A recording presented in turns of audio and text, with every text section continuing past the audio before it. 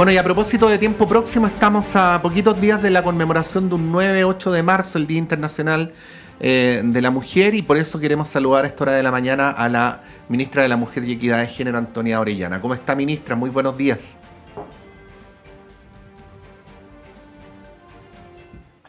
¿Me Ministra, ¿me escucha? escucha? Sí, ahora sí la escucho. ¿Cómo está? Muy Ah, buenos ya. días. Buenos días, ¿cómo está, Patricio? Bien, bien, espero que usted también, ministra. Bueno, También. este es un año electoral presidencial. Por algunos motivos es un año más difícil para poner temas, pero también da oportunidades, ¿no? ¿Cómo vislumbran ustedes desde la cartera que usted dirige la gestión o las prioridades en el año en curso? La verdad es que todos los años de gobierno han sido electorales, Ujú. así que no es que no nos haya tocado antes, pese a eso, hemos logrado aprobar varias leyes, dos de ellas sin votos en contra, y por lo tanto hemos siempre buscado la transversalidad que requiere las gestiones en el Congreso. Y en ese sentido las prioridades este año están bien claras.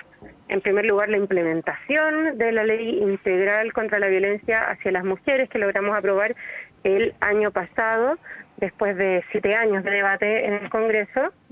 En segundo lugar, el proyecto de ley de Salacuna. Esto, o sea, en verdad es la agenda, pues son dos proyectos. Uno es el proyecto de modernización de la educación parvularia y el segundo es el proyecto que modifica el Código del Trabajo. ¿Para qué? Para que compartamos el derecho a la cuna entre padres y madres y se deje de castigar laboralmente a la mujer por ser madre. Y en tercer lugar, y a propósito de precisamente potenciar esta idea de los proyectos de vida, Ujú. es que vamos a ingresar, una vez finalice el trámite del nuevo reglamento de las 3 causales, vamos a proceder a ingresar el proyecto de ley de aborto legal en un plazo determinado. Ya. Es decir, Usted, que no es hasta los 9 meses, porque algunos confunden con eso, a eso me refiero. sí, claro. No hay ningún país en el que esté despenalizado la interrupción del embarazo que tenga 9 meses, digamos. Así Eh, es. Ministra, a ver, le tomo la palabra. Usted decía que su cartera ha buscado transversalidad en los proyectos llevados a cabo, pero el de la interrupción del embarazo ya se sabe de antemano que no va a ser así. O sea, hace 15 minutos atrás estaba acá al aire el diputado Alberto Undurraga de la Democracia Cristiana, que dijo que su partido, o al menos él, y un sector del partido, no estaba disponible. Misma cosa, y está en el otro lado del escenario político, pero da de alguna manera cuenta de cómo se viene la mano. Partidos como la UDI, el Partido Social Cristiano y otros se han expresado en los últimos días en contra de este proyecto. ¿Cómo ve usted este escenario? Porque ya podríamos decir razonablemente de antemano que va a ser un escenario confrontacional. Bueno, que haya un debate y digamos, un debate de ideas no tiene por qué significar que sea un debate confrontacional o en donde no se respete la posición del otro.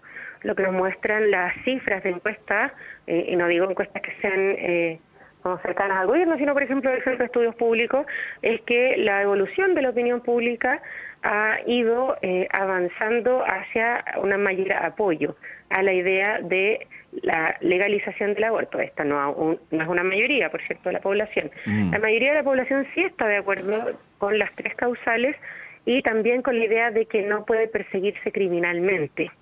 Es decir, que no se las trate como delincuentes. Pero respecto a quien, digamos, tiene una mayoría en la sociedad, la verdad es que nadie puede atribuírsela de acuerdo a los distintos estudios de opinión pública. Y más allá de las posiciones personales, el presidente fue muy claro el 1 de junio cuando señaló que este era un tema que las chilenas merecían que se debatiera, porque ha Ujú. estado vetado por mucho tiempo.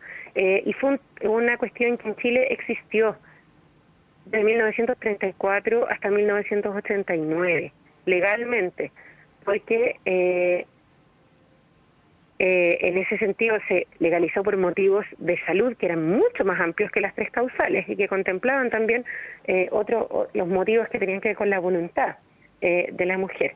En ese sentido lo que queremos abrir es un debate que se cerró con un decreto con fuerza de ley de una junta militar. Nadie va a estar obligado a votar en contra de lo que cree, ni en contra de lo que legítimamente le han sido asignados como votos por sus electores, ¿cierto? Pero yo creo que es importante que podamos debatir y que eso no tiene por qué significar ni descalificación ni confrontación. En esto hay distintas posiciones y a nosotros nos interesa sobre todo relevar la de la salud pública.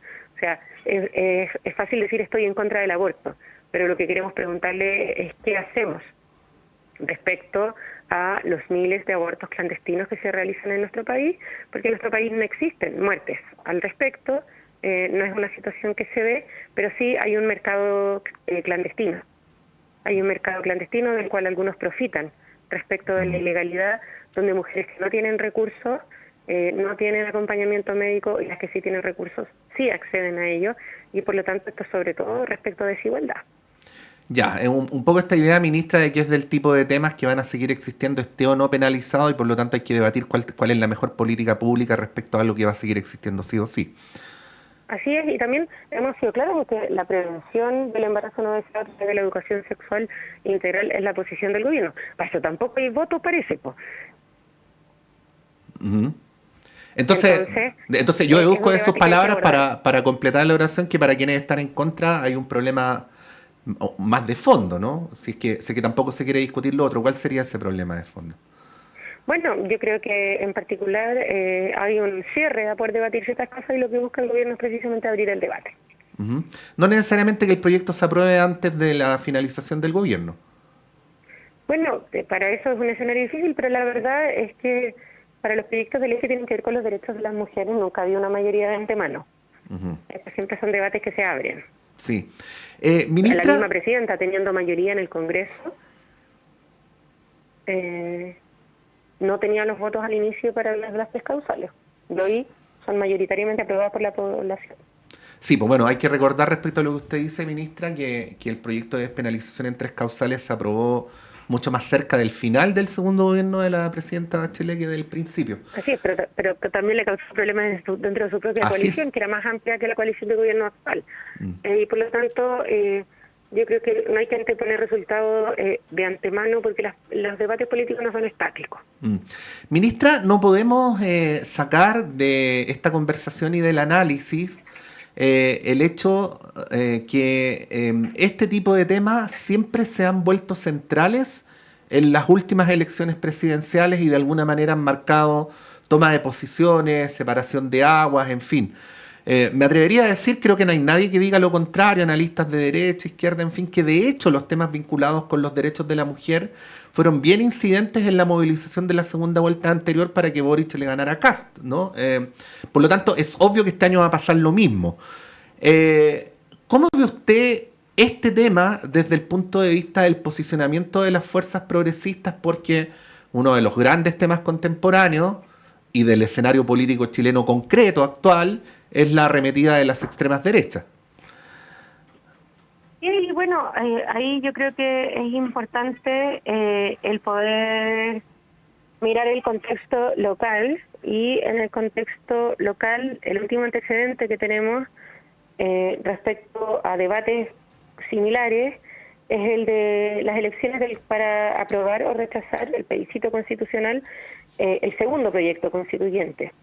Y ahí las mujeres nuevamente fueron una fuerza de voto importante que dijeron no a los retrocesos. Tampoco dijeron que sí al primer proyecto constitucional, pero hubo una señal muy clara en el voto femenino el 17 de diciembre del 2023 respecto a retroceder.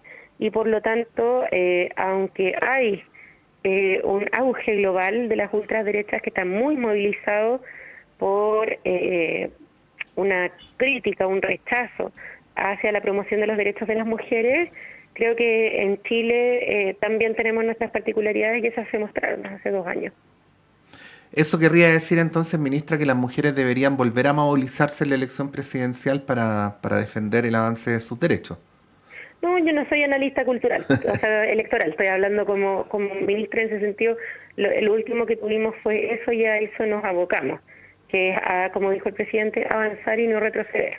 Creemos que es la manera de cuidar las conquistas que han tenido las generaciones anteriores de mujeres, pero también proyectarlas hacia las nuevas generaciones. Sí. Hay 12 políticas, ministra, y recordar que estamos conversando con la ministra de la Mujer y Equidad de Género, Antonia Orellana. 12 políticas que han sido muy sentidas para el movimiento feminista en general y para este gobierno también. Usted lo mencionaba, que están en vías de implementación. Yo quería saber cómo vislumbra usted que van a estar al final del gobierno, el día que ustedes se vayan de la moneda.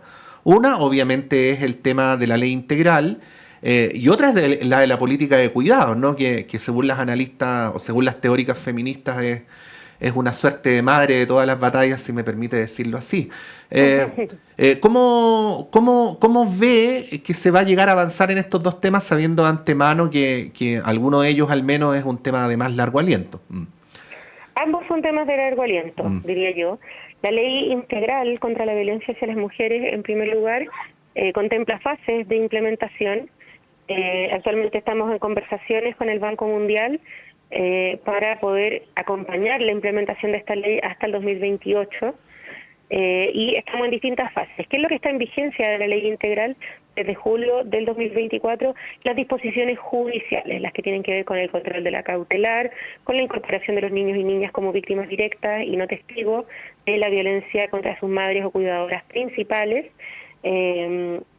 También la búsqueda de que no haya ninguna causa con cautelares que no esté bajo dependencia de un tribunal, porque eso suele pasar cuando, por ejemplo, el Tribunal de Familia dice esto no es mi competencia, se va para el Tribunal de Garantía porque esto ya es delito, y viceversa, ¿cierto? Próximamente, esta es nuestra meta de aquí a junio, vamos a lanzar las primeras comunas que van a ser parte del Sistema Integrado de Atención a Casos, que es parte de la tan deseada modernización del Servicio Nacional de la Mujer.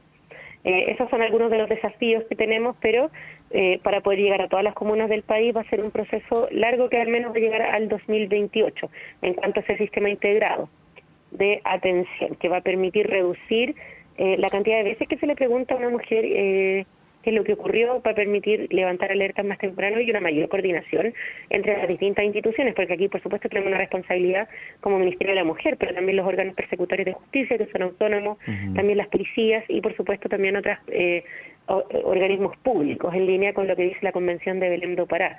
Todo esto es una tarea de todo el Estado, erradicar la violencia contra las mujeres. Y, en segundo lugar, la política de cuidados. Siempre lo dijimos claramente, tanto desde el programa de gobierno, que es sentar las bases de un sistema nacional de cuidados. ¿Por qué? Porque es un camino largo. Uruguay lo partió hace más de una década. Y es algo que no se ha abarcado integralmente antes en nuestro país. Tenemos, por supuesto, avances previos a partir de los cuales estamos construyendo. Por ejemplo, el Chile 13, por ejemplo, la Red Local de Apoyo y Cuidado. Y precisamente el día de mañana vamos a lanzar la Política Nacional de Cuidado.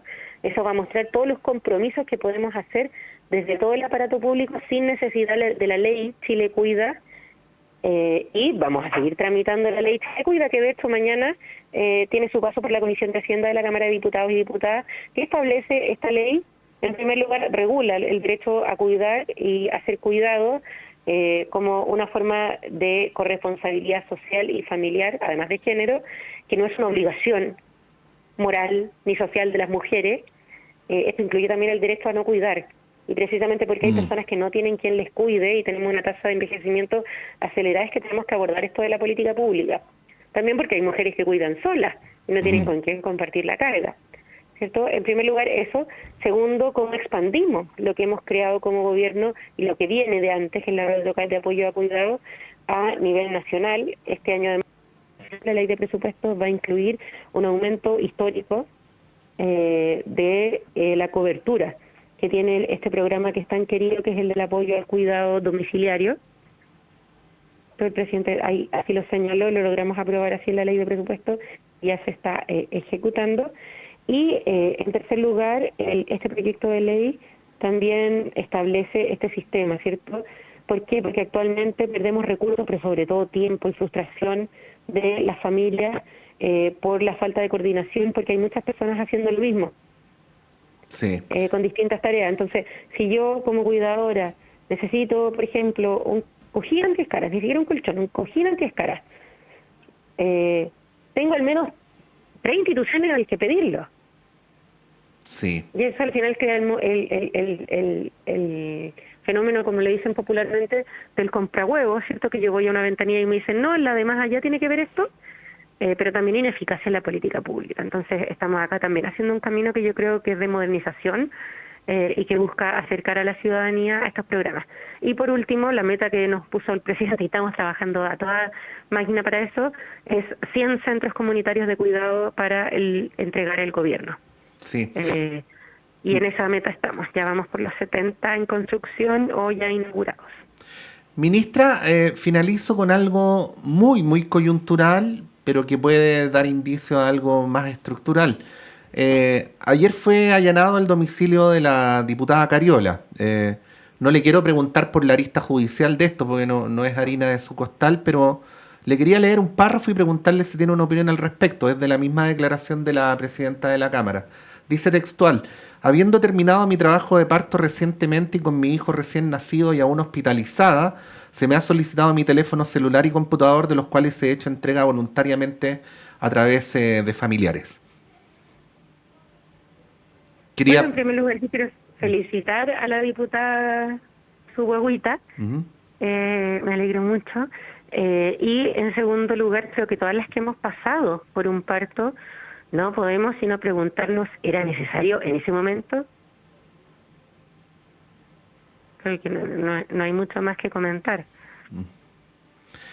Ministra Antonia Orellana, le queremos agradecer por esta conversación. Que esté muy bien. Muchísimas gracias, Patricio, que esté muy bien.